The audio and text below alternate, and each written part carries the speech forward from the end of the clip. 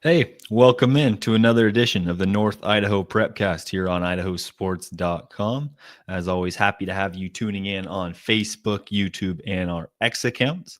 And if you ever miss it, you can always catch it on the flip side, whether it's on Apple Podcasts, Spotify, or wherever you can find your podcast. This is episode 6 of the North Idaho Prepcast. As always, Cornerstone Insurance is our primary sponsor and great business that we partner with, and the owner, Cornerstone Insurance, none other than Ryan Scaggs. What's going on, Ryan? Not too much. Just enjoying this beautiful Wednesday. Like I'm looking outside right now. Like all sports are kind of rolling through their seasons. We're almost midway through the regular season for pretty much every sport. So like we're hitting the home stretch as we work into obviously league play started in a lot of the conferences now, especially in volleyball and soccer.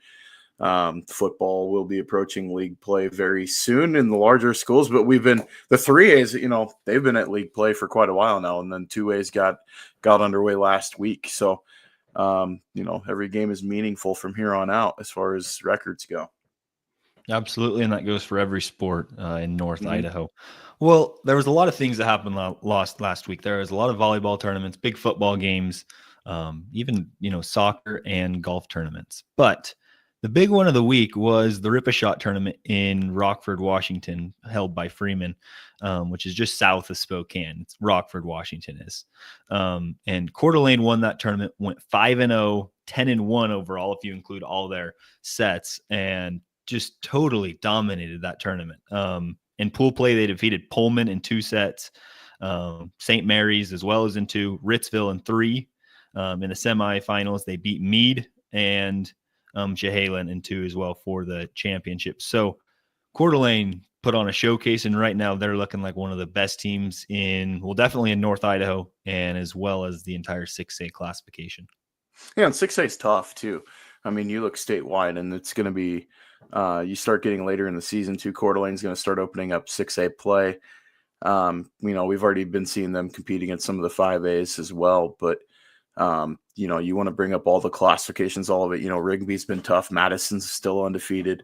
Rockies at 11-4. Hawaii's 9-2. Skyview 8-1. I mean, like Skyview's kind of been the gold standard from District 3. But yeah, you look at this now. Coeur d'Alene is right in the mix. They're in the conversation, I think, as far as podium finishes come state tournament time. The Vikings can keep things moving. They not only did they win the Rip-A-Shot, but last week they defeated defending 3A state champ from Washington. That's Ridgeline out of Liberty Lake.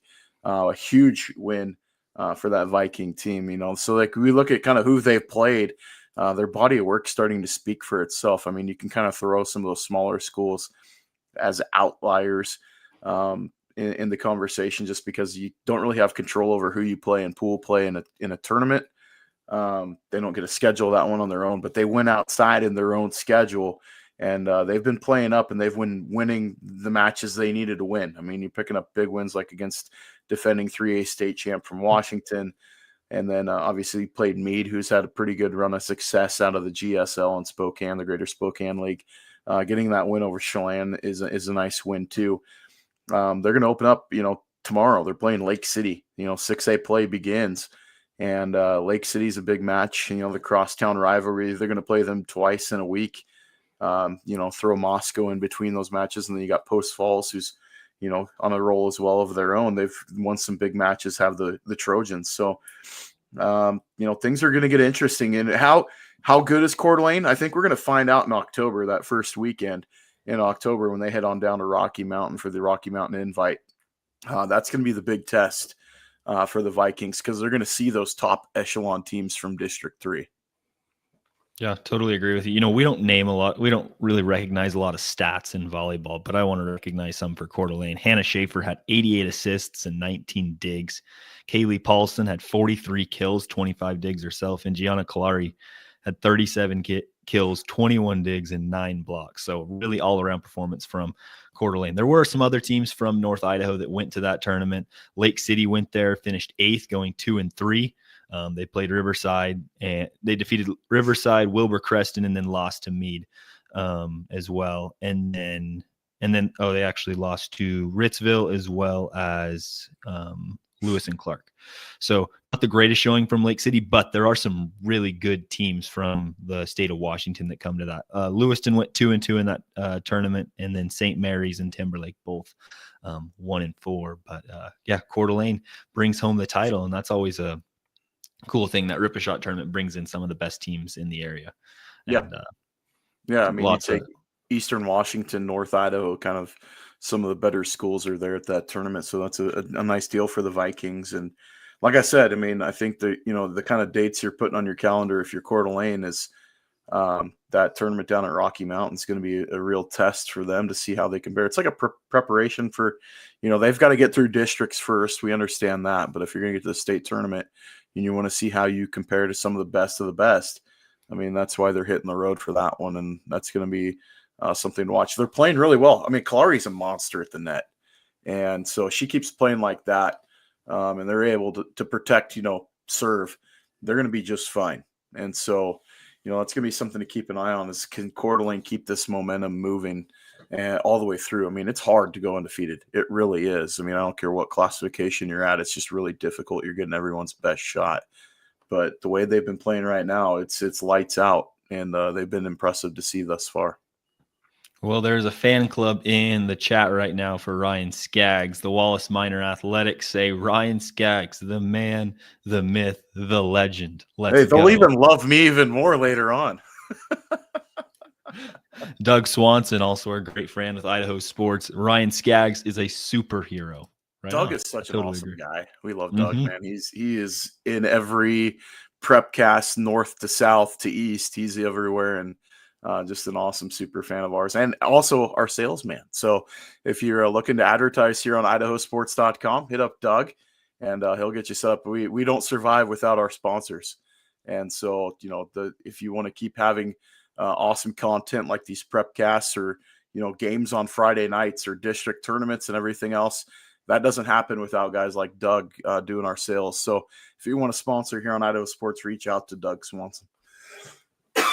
Well, one more for good measures. Ryan Scaggs, North Idaho. I think that is the goat emoji. I think so. Hey, greatest of all time. Glad to be working with them. Well, there are some other events going on in the volleyball world. Lots of 6A matchups, but we'll fly through some of the standings real quick. As well right after I hit this comment from Sam Buffington. I mean, wow. Ryan Scaggs is all right. Great Prepcast. I just joined, and it's great as always. I think this might be the most compliments you've ever gotten on a Prepcast, Ryan. I think it's the only compliments I've gotten on a Prepcast. Hey, as long as Sean Kane's not in the comments right now, I think we're going to do good. I think he's mad at us because we don't do our Prepcast during his prep hour anymore, so he doesn't watch as much anymore. He's actually teaching right now, so he'll watch later, and I'm sure he'll throw some shade at me in the comments later on tonight. Sorry, Sean, I don't have all the free time in the world at 10 a.m., so have to do with what we have. Fly through the standings, through the volleyball ranks. Coeur d'Alene right now is 11-0, 3-0 in conference. Right behind them is Lake City, who's 4-7, but Post Falls just beat them the other night, like you mentioned, I think earlier in four sets. So last night, 5 sets. Yeah. So that could be whoever's up for second place that's totally up for grabs in the 6A IEL. In 5A, Lakeland is leading the show, even though they've played only 6 games. They're 3-3 right now. Moscow 6-3, Lewiston 7-4, and then Sandpoint 2-5, bringing up the rear. So still a lot to be determined there. Moscow's playing well. They played a lot of the 6A teams well, fairly close. I think they took Lake City to 5 sets as well. So 5A still up in the grabs. You have that Lakeland team that finished second last year at the state tournament. See how it turns out in the 5A.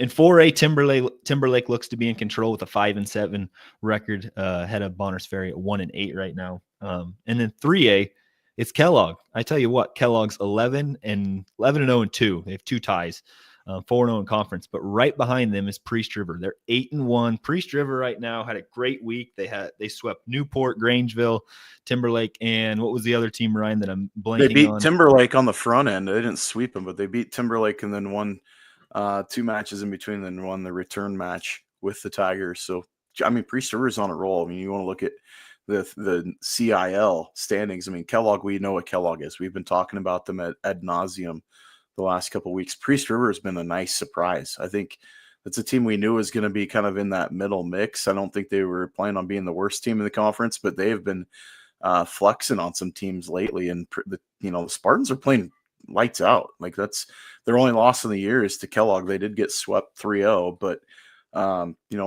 last 2 weeks have been a nice sled. And you look at the slate of schedule too for Priest River. I mean, they've got some winnable matches in front of them, teams that they've already played and beat.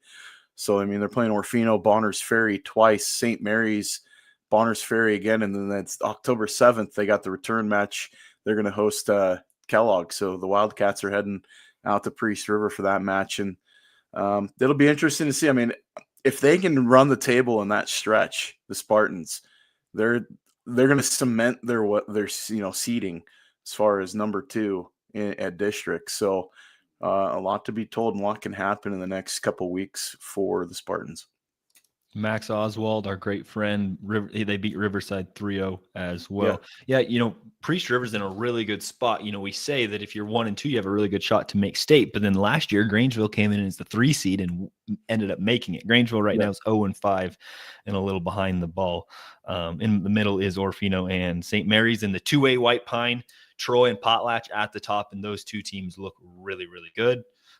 Kind of just on par for what we expect out of the White Pine. Cami, that's a team to watch out for. I watched them last night, and I tell you what, Emma Krogh and Emily Puckett, they are some really good volleyball players down there in Cami, and Jackie Landmark's doing a good job. There as well. No, they're 4-1 in conference. Their only blemish is Troy, which is 10-1. Troy's only loss on the year is to 5A Lewiston. So that tells you that those top 3 teams in the White Pine are tough, and that's been a tough league in years past. And once you hit district tournament time, it's you can see things get turned on their head real quick. But I look at those top 3 teams as far as state tournament echelon teams. I really do see that. I mean, they're gonna have to obviously take care of business the rest of the way, but there's definitely a separation line forming between the top 3 and everybody else. Well, and the unfortunate part is in the 2A volleyball rankings, I believe only 2 teams go. Yep. Correct. And so 2.5 out of District 3 kind of puts District 2 in a tough spot to, get that 3rd team. So it's going to be a battle when the district tournament comes around. And if we're talking 2A volleyball, I think we're kind of waltzing past, North Idaho District 1. I wasn't done, Scaggs. Okay. I tell you what, all right. Side 6-0. They're on a roll right now. They're cruising. Yeah, I mean, they got a big win over Wallace, so Wallace don't hate me too much yet, but that was a big win for Lakeside, getting that W the other night. But Lakeside's been looking really tough thus far. So, North Idaho Volleyball District 1 and District 2 are being able to show up right now. Yeah, Wallace, like you mentioned, they're 5-2. They've had a really good outing. And then in the 1A, Coeur Christ right now leads the North Star League with Mullen and Kootenai not far behind. But then in the 1A, it's kind of a scramble for 1 and 2 right now. Timberline and Genesee. Timberline started out as I wouldn't say they were the favorite, but a few games in, it kind of looked like they were going to be the favorite. And Genesee, as of late, has caught fire. They beat Potlatch in 4 the other night. They swept Prairie in a tri-match they had on Monday. So Genesee's starting to look really, really good in the 1A ranks as well. Yeah. So Genesee, I mean, can they return and make it to state? I mean, that conference, and Nez Perce is playing really well too. I mean, they do have 2 league losses, but Nez Perce is looking really solid. Like, that conference, the top 3 teams have been pretty strong, and Timberline, I think he's shown at times they're 8-1, and I want to say that 1 is like kind of an asterisk because it was a 1-set match in a tournament. It was kind of just a round robin. They dropped a set, I want to say, to Highland of all teams, but it doesn't count in the league standings because of it being at a tournament. So, in league play, they're 5-0, overall 8-1, but that's 8-1 with an asterisk because that was only 1 set. So, that Timberline's been looking really, really strong up there in Weite. Yeah, and I believe the only team that's actually took them 5 is Deary, and that was last night. And so Deary might be a team we need to keep our eye on later into the year. Could totally see that happening. Well, let's switch gears to soccer. Yeah. Same thing. We'll kind of roll through the standings, see who's at the top. In 6A right now for girls soccer only, Lake City at the top, 7-0 with one tie. Coeur d'Alene not too far behind at 4-3 and 2. Lake City has some big wins on the year. They beat Lewiston 7-2. Lake City also beat Gonzaga Prep 6-0, and then also beat Coeur d'Alene 1-0. So Lake City kind of seems to be in the driver's seat in 6A. They're playing really well on the pitch. Yeah. And that's we kind of had the question mark. Coeur d'Alene's not far behind. I mean, as far as talent level goes, Lake City got the big win. Obviously, they played the 2 Oregon schools in Oregon at the end of August, and the one tie on the season was to Beaverton, who's a really, really good team out of the state of Oregon, and they picked up a win over Tigard. But some nice feathers in the cap for the T-Wolves thus far, and it's Lewiston's a good team. That game was postponed, the first one, so they have the circle back date. That was on September 9th. They played the Bengals and ended up beating them 7-2.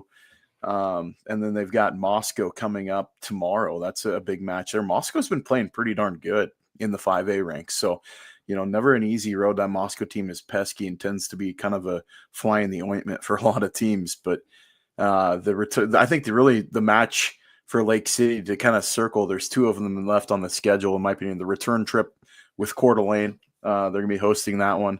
That's September 23rd. And they're going to end the season with a non-league game. But I think it's a huge matchup. They're taking on Central Valley out of Spokane. That's going to be a big game for Lake City, because I would equate that CV team to talent level of a lot of those District 3 teams. So that's going to be a big test for the T-Wolves. How do they handle the Bears from CV in the 1st of October? That's good to know. Didn't know that. A little nugget for you. Yeah, a little nugget for you. In 5A right now, Moscow is at the top at 4-1 and 2. Lewiston and Lakeland not far behind. I want to note one thing from Lewiston. They played Post Falls, and I know Post Falls is kind of down right now, but Avery Lathan had 5 goals in one match. What's it called? I mean, you have a hat trick. What's 5? Yeah, I don't know. The double hat trick, I have no idea, but yeah, that's awesome. I mean, I know in golf you have the albatross, but yeah, I don't know what it would be on the soccer field, or the soccer pitch. But yeah, it's awesome. I mean, that's a huge show. Bengals have shown flashes offensively too. That's been kind of their calling card, is they've been able to score goals. They're averaging over 6 goals a game. Their kind of Achilles heel has been on the defensive side. And, I think the real surprise at the IEL 5A has been Lakeland. Lakeland has looked awesome the last couple weeks, and that's been an awesome showing for the Hawks. I mean, they lost to Lewiston 9-3. Their only other loss on the year was Coeur d'Alene 1-0. And Lakeland's been playing lights out late, and they've won 4 in a row, including a big win over Sandpoint. First one since 2006, I believe that was that one. And then beating Coeur d'Alene Charter 5-0. That's another big win for the Hawks. And now they take on Post Falls tomorrow in what looks to be a winnable game. And then the big test coming up Saturday is going to be Moscow. That's going to be a huge game for Lakeland, and a nice match between those 2 teams. Yeah, we'll touch on that classification in soccer on a little bit later. But in 4A, it does seem like Coeur d'Alene Charter and Bonners Ferry's kind of separated themselves from the pack. Both of them right now. Coeur d'Alene's 5-1, Bonners Ferry 3-1. Not entirely sure. Scaggs, you can correct me on this. Have those 2 teams played? Would think they maybe have, since Coeur d'Alene's 4-0 and Bonners Ferry's 3-1 in the league. That's just a guess. I'm looking right now. Yeah, I'm checking for you. It does seem like those 2 are definitely 2 of the top teams. There wasn't a Charter lot of 3-1. Yep, you're right. There wasn't a lot of games last week on the 4A slate, and so hope maybe this week will be a little bit different. But yeah, those 2 teams definitely seem to be at the top of the pack in 4A for the girls classification. If we switch over to boys, starting in 6A, Coeur d'Alene right now is 5-2 overall and 5-0 overall. It's kind of explain this to me and explain to all the viewers. So it's 6A and 5A combined, but then how does that work for, you get into district play, or you get into, I guess it'd be districts. How does that necessarily work when head to head? They've only played Lake City once, but they have a 5-0 conference record. So 5-0, you count, I believe it's the home games count towards your conference schedule, your conference record. I could be wrong. Hopefully somebody jumps in the chat. Maybe Sam knows this one, Buffington. But yeah, Coeur d'Alene beat Lake City. So the 6A matches count against other 6A. So it's just Coeur d'Alene and Lake City fighting for one bid. And Coeur d'Alene beat Lake City last night 2-1. With a house fire going on. There was a little bit of interruption there. Unfortunate event in the neighborhood just behind the soccer field at Lake City High School. There was a house fire. So they had to pause the match for just a few minutes to kind of let the smoke clear out. But it was, I think defense was definitely showing up last night. But going to the league schedule, I want to say it's the home games count towards your record. I could be wrong. It could just be any 6A, 5A game. Excuse me. My allergies been going crazy. But if the way I'm looking at it right now, I think all games count if calculation is correct, because they've played 5 IEL opponents. So they may just be counting all of them, but for district seeding, it's just going to be the head-to-head against Lake City. In 5A, oddly, 5A on both sides looks very similar. Lewiston's at the top.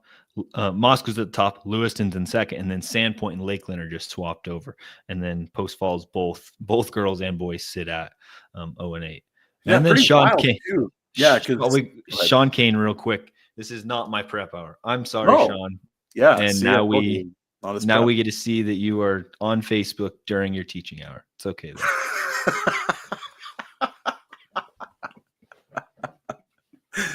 Get him in trouble. We'll go ahead and call the principal. There's no way they're watching the North Idaho Prepcast. There's not a chance. I think you're good, Sean. Well, your secret's safe with us. But yeah, going back to the 5A IEL and boys soccer, I mean, everybody picked Sandpoint early on, and I know it's still early. There's a lot to play for still. Sandpoint 7-2-1 overall. I still like their chances out of the conference. They've just had the unfortunate scheduling of getting the Lake Cities and the Coeur d'Alenes early on. But that Bulldog team's still really tough. I mean, obviously their only matches that they've dropped was, although Lewiston, came to town and beat them 2-0 over the weekend. So it's, the one tie was with Lake City 1-1. They lost to Coeur d'Alene 2-1. Sandpoint's still really good, but this Lewiston Moscow, I mean, that's really intriguing now how things are kind of shaking out here in the 5A, and Max will probably jump in and throw in 2 cents as well, because he's seen more soccer than we have. But it's with Lewiston playing good as of late. They dropped the game to Moscow last night 3-1, but the Bears are playing tough. The Bengals have been playing tough. Sandpoint's been playing. It's kind of, you get to district tournament time, it's going to be a free for all. That's going to be fun to watch as things get late in this season. In 4A right now, same deal as on the girls' side. Coeur d'Alene Charter is 5-0, 3-0 overall. Orfino, though, 3-0 in conference play and 3-0 overall. So Orfino looks to be one of the top teams on the boys' side. In 4A, Bonners Ferry and Timberlake, not too far behind, but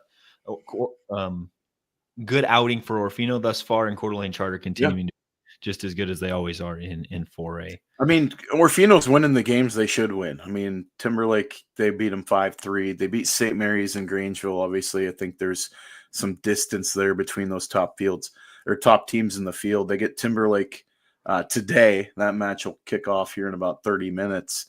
Then they got St. Mary's again. The real test, they're going to play Coeur d'Alene Charter back-to-back Saturday the 27th and October 2nd. So the real test for the Maniacs, what are they? We'll know, I think, sooner than later, as things, starts to get late within conference. Yeah, that's something we want to keep a pin in for sure. Switching gears to golf, there was a lot of golf tournaments in the last week. There was a tournament in McCall where a ton of Treasure Valley schools went, including Coeur d'Alene. Yep. And Coeur d'Alene took second in the boys and girls. So good showings by Ben Falk and Ella Wilson, who just carried the way. And, you look in the newspaper, you look everywhere. Those two names in Coeur d'Alene are implanted just about everywhere in the tops of those golf scores. So those two players look really, really good. And Coeur d'Alene also looks good as well. There was also I got to ask you this one, Ryan. There was the Lewiston Invitational the other day, but it was at the Quail Ridge Golf Course in Clarkston. Yeah. What in the world? Why is it in Why not? Clarkston? Why wouldn't you just have it at Bryden Canyon? Like, I don't get that. Maybe Bryden Canyon was already scheduled. I don't know. Maybe some company had it rented for the day. Or maybe Quail Ridge gave them a better price. I don't know. Quail Ridge isn't a bad course. I played all the courses in the valley quite a bit. Um, I would say Quail Ridge plays a little longer. So I don't know why, but maybe the course conditions or something like that. Instead of Bryden Canyon, Quail Ridge is pretty well maintained too. And that's not a knock on Bryden. I played a ton there, but it doesn't surprise me if they use some of the courses in the valley. Like, why not? Like, you got some great golf down there and great weather. Take advantage of it. That's fair. Well, in that invitational, Trey Lambert, he's from Lake City. He's actually committed to Boise State. He shot 4 under to win for Lake City. And then I think the girls, or the Coeur d'Alene girls, also won that one as well. So they're just continuing. And then the other one was the Palouse Ridge Invitational, which was Mountain View, or at least these are the teams that I've seen so far that played. It was Mountain View from obviously the Treasure Valley, Rocky from the Treasure Valley, and then Lake City and Coeur d'Alene. And Coeur d'Alene girls won that tournament, and then Lake City boys tied for second. So again, really good showings, and it's the same names. It's Ella Wilson, it's Ben Falk, and it's Trey Lambert. Those three, they're doing great right now in golf. Yeah, I mean, what a great place to play, too. Palouse Ridge, I don't know if you've ever played that course, is an absolute blast. It's a link-style course, kind of. You get some of the taller grasses, a lot of pothole bunkers, and I mean, it really challenges your game. And, to go down there and play some of these courses in the area that we have, that's a great opportunity for them. And to see the Treasure Valley teams, you're playing some of the better teams from Southern Idaho and District 3. That's a great opportunity and a decent showing. I mean, there's some of the better programs too. So, we know what Ben Falk has been, and we know what Ella Wilson's been, and, all the cast of characters. It doesn't matter where they're showing up, they're playing well. And, they're definitely making their stake to see if they can get a podium finish come the end of the season. But great opportunities to take advantage of courses as they come open and, challenge your game. I think that's the real nice thing, is that they're not playing the same course week in and week out. That could be why Lewiston got Quail Ridge instead of Lewiston Country Club. Like, we've seen Lewiston host tournaments at Lewiston Country Club quite a bit. Just maybe a different setting and a different chance to get, hole placements and everything else. So, that all makes sense if you're looking in the terms of golf and all that stuff. It's fair. Last transition of the Prepcast before we get to our last point, and it's going to be football. So the week 4 football recap: Post Falls wins in the final seconds. I'll touch on that in a second. It was a crazy game against Eastmont out of East Wenatchee. Sandpoint and Lakeland both moved to 4-0.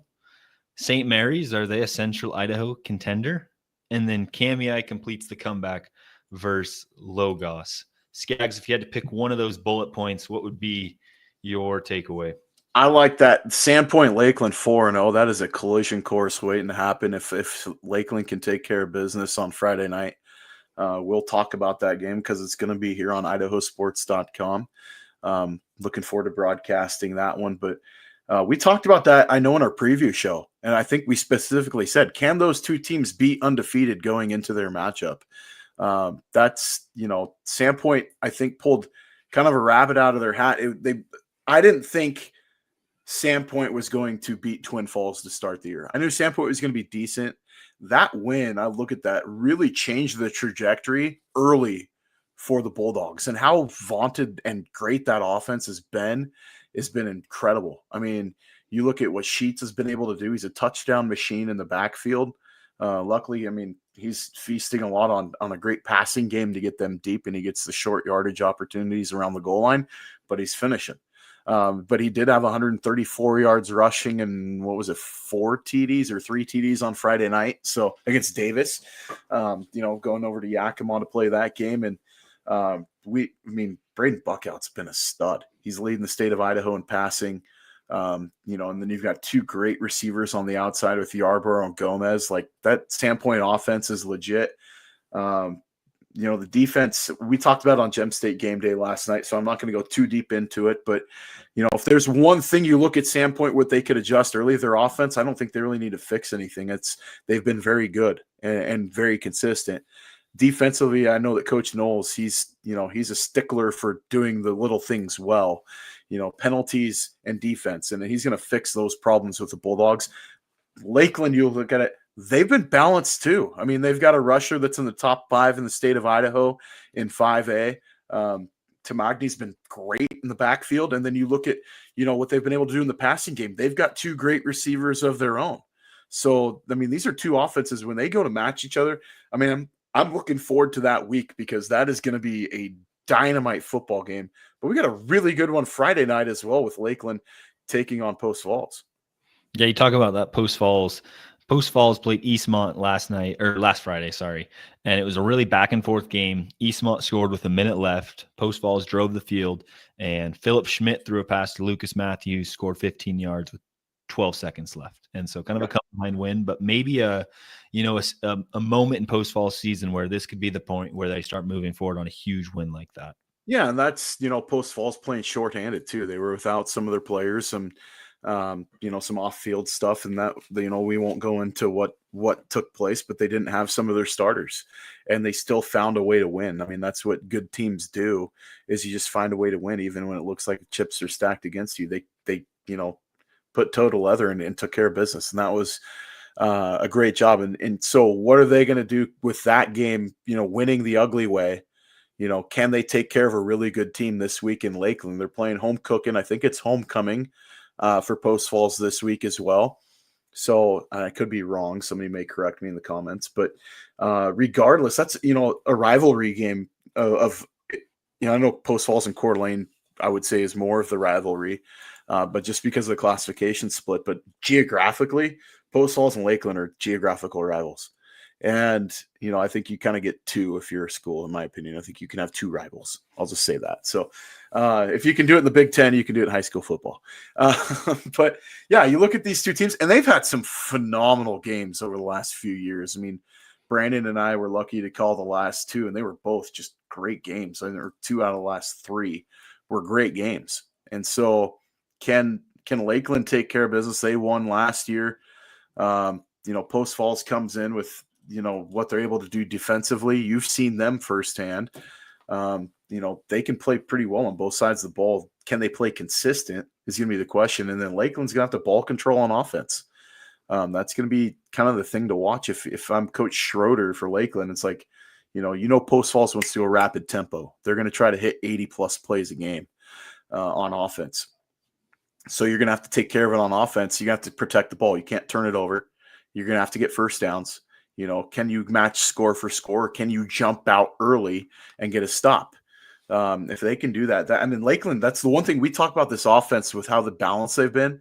Their calling card has been defense, and they're giving up, I think, 9 points a game is what their defense is averaging this season. They are great on the defensive side of the ball. Very, very disciplined. They play great in the pass. They play very well with their front 7 against the run. Like they're great against the run. So, I mean, we saw what Keenan Moss, he's been doing this year. They handcuffed him in that first game against Bonners Ferry and really couldn't get much cooking. So, a great game we're in store for Friday night here on Idaho Sports between those 2 teams. But I really do think that, like, if Lakeland can take care of Sandpoint, even if they drop that game, I don't think they drop too much in the standings if it's close. Then it's a max preps game. It's going to help the ratings either way. Just playing a better competition, playing up a classification, you're going to get those extra points in the secret formula that Max Preps will not tell anybody how they do and nobody understands, but yet there's still points there. So I say that kind of tongue in cheek because we think every time we think we figure it out, we never do. Yeah, it's just we're in store. I mean, I think we're kind of lucky here in North Idaho to be looking at, nobody's talking about Coeur d'Alene yet either. That's the thing. Coeur d'Alene won again Friday night against Sunnyside from Washington. And Coeur d'Alene's sitting there with Post Falls, like, circle that date. We're looking at this one. We're looking ahead to Sandpoint and Lakeland. You need to be looking ahead to Post Falls, Coeur d'Alene. That's going to be a dynamite ball game. I totally agree. It's going to be fireworks up in North Idaho. Yeah. The other big game in North Idaho last week was St. Mary's knocking off Kellogg by 3 scores. Yeah. And that brings me to the question, St. Mary's a contender. Are they for real? They're going to have a really good matchup with Grangeville in a couple weeks, I think it is. and that's going to determine that. And then I believe Priest River and St. Mary's played later in the year, one of the last games. And that's going to be the question. Can Hayden Humphreys and, the Barta twins, can they take down Priest River? And that's going to be a huge, it's definitely on the table. We've seen Priest River lose a couple games, but I will say those two teams they lost to were pretty good. Newport solid, Bonners Ferry, as we've seen, they're pretty good. Is that a real question? Then to cap it all off with 8-man, Kamiai had this huge win against Logos last Friday. Yep. Kristen Clute in the chat says, way to go, Cubs. And I tell you what, it was a ruckus game down there in Kamiai. A huge defensive battle. I was really impressed with Kamiai's defensive line and their offensive line. They met Logos in the middle, and that's Logos's calling card, is the defensive line. And there wasn't a lot of times where Lawson Landmark was under pressure. And at the end of the day, you have two dudes in Lawson Landmark at Everett Oatman. Those guys just make plays. And they put Kamiai in a spot. They kept him close. And Garrison Bretts had some good play calls, and Kamiai ended up pulling it off. And so now Kamiai is the number 2 ranked team in the media poll, which is, a huge win if you're a Cubs fan, because I don't think anyone would have said that at the beginning of the year. Now they have this massive matchup against Prairie this week. And that's a big game. That's going to determine everything. I think that game on Friday, it's unfortunate we weren't able to cover it, but that's going to be one of the best games in the two-way landscape to determine where everybody else stands and, how the White Pine could unravel. Yeah, a top 5 matchup, between those two teams. Prairie's been another team that's been a really nice, pleasant surprise. I think that they kind of won a game that not a lot of people at the beginning of the season picked them to win a couple weeks ago. So now the Pirates are rolling in. They're on a roll. The Cubs are on a roll. The thing that stood out to me, and I know that you had the game with Kamiai and Logos, but you didn't really get Peter Story's name out there a ton. He wasn't making a ton of plays. Their offensive line took care of him. They really did do a really serviceable job to kind of negate the push that they get up front, does Logos. So, Kamiai is a team that we know they had athletes. They're without Dave Clute this year. He was phenomenal last year, but, I think that they've got a little more balance, and I think that helps them this year. It takes some of the pressure off some of, one guy to where you're looking at a double team, and instead, it's just mano a mano. You're matching up against another program. And the question at the end of the day, I think the reason we've been tiptoeing it, we don't talk about Kendrick a ton. And the thing about it is that, they've got a collision course matchup coming up. I think it's October 10th. Kamiai and Kendrick are going to be playing here on Idaho Sports. If Kamiai takes care of Prairie Friday night, that's going to be a knockout, drag out black and blue game. You want to talk about old school White Pine League football. That's it right there between Prairie and Kamiai. And I don't want to look ahead too much, but there's a lot at stake. Max Preps rankings, this win, there is a big lift for getting this win this week for either one of those ball clubs. Totally agree. I think back to that game. I think I gave the player of the game to Everett Oatman, and not that Everett, he flies around the football field, but you look at the offensive line, those guys really matched up with Logos. And then the other thing is, in the Kamiai's last scoring drive, they had their third, they had 3-4 wide receivers on the field, but Todd Roberts, he's their third guy. And there was 4 straight plays in a row where Lawson Landmark went right to Todd Roberts. And to have that trust, you don't go to your number 1 receiver, Everett Oatman, who's, I guess, technically a running back. You don't look to Gavin Shoney. You look to your third guy, who's kind of just this Cooper Kupp-esque player, who's just kind of slow and steady and always in the right spot. And he made a really good play. And so now it comes down to, Prairie, who's an exceptionally well-coached team. They're always going to be in the right spots. How can Kamiai counteract that? So it's going to be a huge matchup moving forward. But Scaggs, we figured we'd cap this off with, I don't want to say hot takes or overreactions. We don't want to fluster a bunch of people and stir up a bunch of controversy. But I have a couple things that I wanted to ask you and get your opinion on. And since we don't talk about Kendrick, I figured this would be a good time to talk about Kendrick. So Scaggs, here's a higher total: Maddox Kirkland touchdown passes, or overall touchdowns, or CV Ram points Friday night? I think Kendrick right now is giving up about 5 points a game, 4 points a game. Well, I mean, you'd have to give up I don't know if I'm going to go Kirkland touchdowns. Wow. And this is why, because I think Kendrick could realistically pitch a shutout.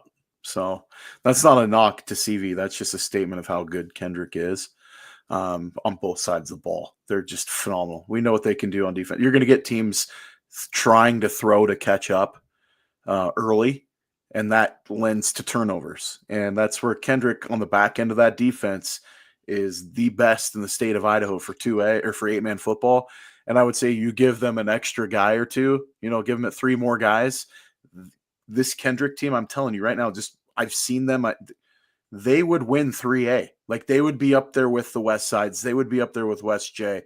Like, that's how good this Kendrick team is. And I mean, they're hampered by the size of their school, but you let them play 11-man football, they're doing the same thing they're doing right now. Like, I really wholeheartedly believe that. One game that's standing out to me too, and we didn't really talk about it because it's a 1A, 2A crossover. It's coming up on Friday night, and we didn't, because they're going to talk about, I'm sure they'll talk about it in the Idaho 8-man Prepcast tonight, but we're not on that. So we'll talk about it now. Logos and Coeur Christ, the Holy War. It's happening.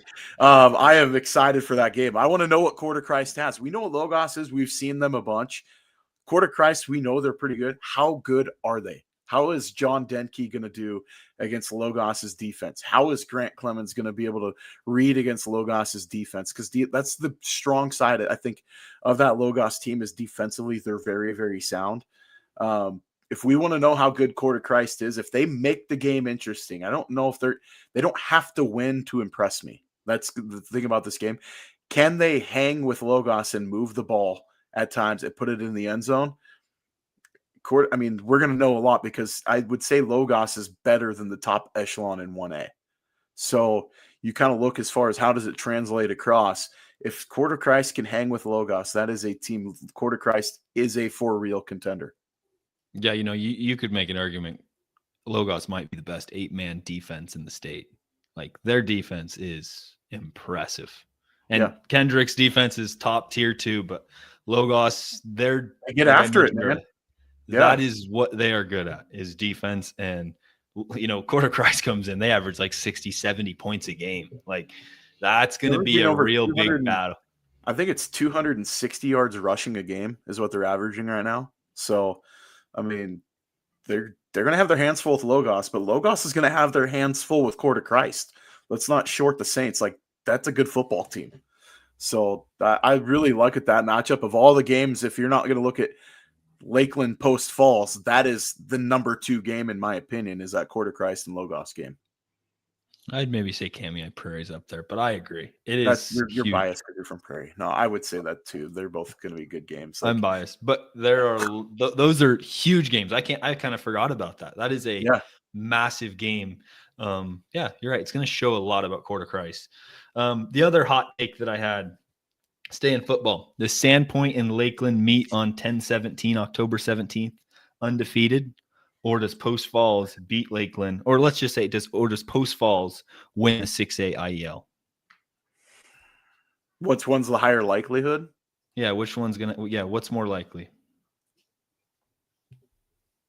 I think the quarterback change at Coeur d'Alene changes the outlook for the 6A IEL enough that I would say Lakeland Sandpoint being undefeated.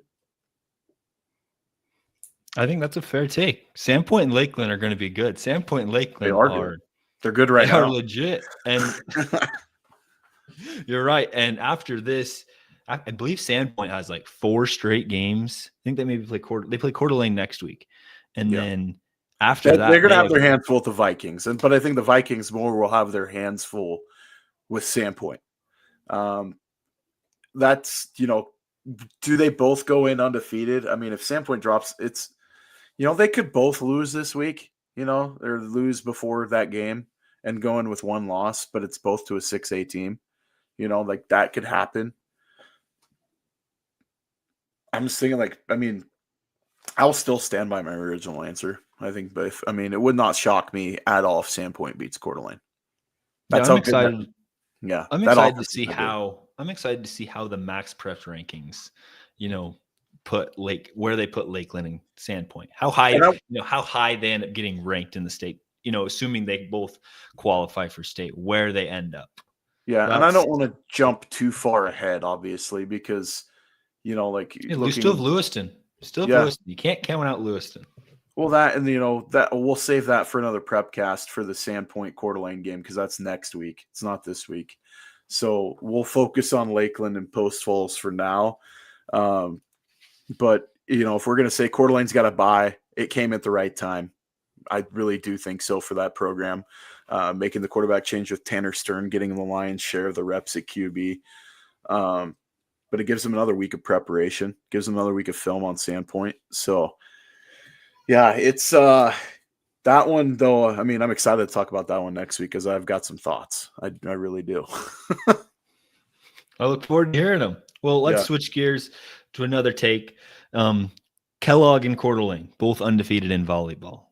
Do both go undefeated, no blemishes the entire way? Or does one of them miss the state tournament? Last year, Kellogg was one of the best teams in the state in 3A, ended up not making the state tournament last year.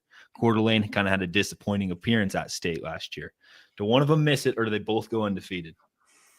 The higher likelihood they both run the table as far as making it to state. I think both of them run through. I don't know if both of them winning state's another question just because of the level of competition so good in both classifications. But I think the higher likelihood is running the regular season table. Yeah. That's a fair take. I think they're Kellogg and Coeur d'Alene. I tell you what, those teams are well on their way to be in a good spot to go undefeated. Yeah. You look at the remaining schedules. Yeah, pretty favorable for Kellogg, especially. Yeah, Coeur d'Alene, like you mentioned, has that tournament down south. That could be the only time that's the only thing I could see them maybe dropping a game there. Okay, last one of the day. Girls soccer, 5A, Moscow or the field? Moscow right now has this one's the hardest of all of them. It really is. I'll take the field. So Lewiston, Lakeland, or Sandpoint. Moscow's been a thorn in the side for a lot of teams for a lot of years, but now everybody's kind of looking up at them right now. We'll know a lot today and tomorrow. But yeah, I'll take the field right now. Lewiston, Lakeland, Sandpoint's still talented. They're not having the best season thus far, but yeah, I'll take the field right now. Well, it's all just speculation and good fun, and if we're ever wrong, that's kind of the joy of it. Is hopefully we built some sort of competitive edge for a team. Those are great questions, though. That's why people pay to watch.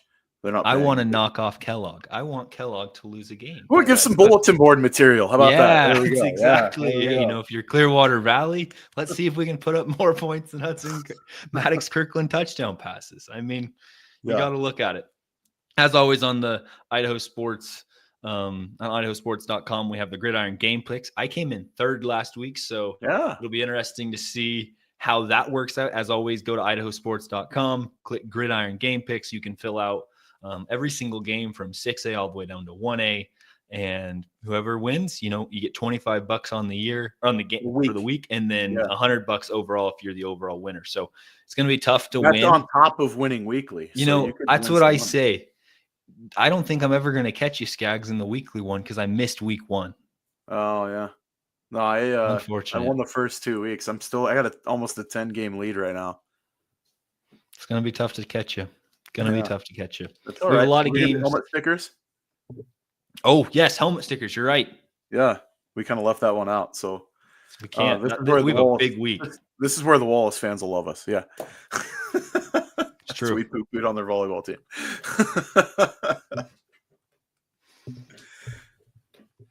Well, I'll pick my sticker first. Okay. I just said, I was questioning Clearwater Valley, but I got to recognize Liam Wally last week against Potlatch. We didn't even touch on that game. That was crazy. It was 58-56. Potlatch ended up winning in overtime. But Liam Wally had 316 total yards, had 4 passing touchdowns, 3 rushing touchdowns. If Clearwater Valley wants any shot against Kendrick this week and Kamiai next week, he's got to be at the forefront of it. And, his family has a history of it. He has a history. He is an athletic dude, and put the ball in his hands and give him an opportunity. And he's definitely going to try his hardest. I mean, you put up 7 touchdowns. It's not a mistake. Yeah. So I'll give 2 picks because one was a joint effort. But my first pick, you do this. This is the stat line for a season for the most pretty decent football player, that's your running back on a team. Keenan Moss from Bonners Ferry had 50 carries. That's 50 carries for 395 yards. And what was it? 3 touchdowns against, in their game last week. And that's just ridiculous. I know that, and I heard that Conrad Hyatt got hurt in the beginning of the game in the first quarter. So he had to carry kind of the brunt of the load. And he just told Coach, Coach, put it on my back. I'll do what I can. Just keep giving me the ball. I'll do my best. He didn't leave the field, I think, except for 4 plays, both sides. That's not just offense. That's offense and defense. And he played every special team snap. Keenan Moss I was talking to a Bonners Ferry fan. He texted me this morning because we were talking about on Gem State Game Day when Max gave me the stat line for that one. And I was like, the only thing that Keenan could have done Friday night was drive the bus home. That's the only thing that maybe he didn't do because he did everything else. And just a phenomenal job by Keenan in that game in a loss, but still just a whale of an effort. Holy cow, 50 carries for 395 yards. That's a season stat line for most players. Mm-hmm. I before you get their last one, I want to ask you this more higher total question. I was going to ask you earlier. Keenan Moss carries on Friday night or total points combined from Lakeland and Post Falls? I'm going to go combined score. Those are 2 decent offenses, so I'll say that. Although Lakeland's defense is pretty stingy, so I'm going to go higher score. Yeah, I'll take the score. Unless Keenan Moss putting up 40, 50 carries again, I think it's going to be tough to beat. Good golly. Yeah, I don't know if you're going to get away with that. They're playing Lakeside. They're going to play a team that likes to air it out, so that's going to be a tough ball game for Bonners Ferry. There's one in the chat too. Jay Marshall for Potlatch was a 276. Took every snap. That's a dude too. Iron Man right there. Absolutely. Yeah, Jay Marshall could have been in the mix. That's a stat line. I think he was last week. I think that's the only reason why I did is he was last week against Oakley. Okay. Had a big. Okay. We're missing. What's your last sticker though? So my last sticker. This is where Wallace is going to love me. We're going to go Lennox Radford from Wallace. In the game last week against Clark Fork, 5 total touchdowns, 165 yards rushing on 4 carries. Yeah, that's you're averaging 39.8 yards a carry. Doing the math on that one, that's gonna win you some ball games. Just a great job by him. And then I think receiving too? He was just dominant in that game. 157, 4 carries. 157, 4 carries, 4 TDs on the ground. And then receiving, he had 3 receptions for 46 yards and a touchdown. So he's averaging 15.3 per reception.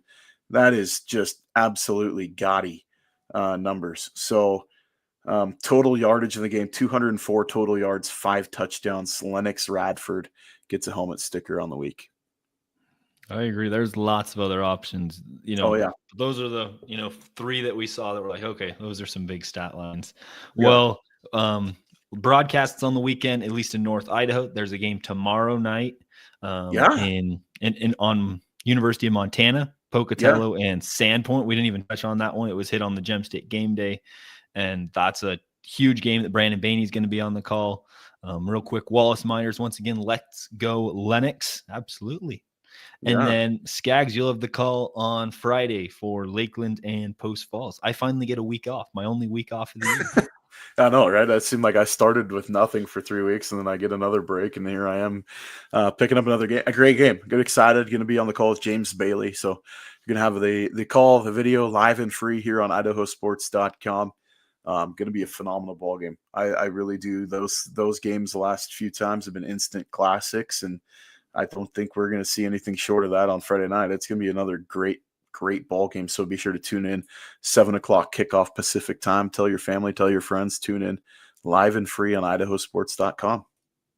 Always free. Well, that'll be it for us on the North Idaho Prepcast. As for Ryan Scaggs, this is Hayden Uhlenkott saying see you next time.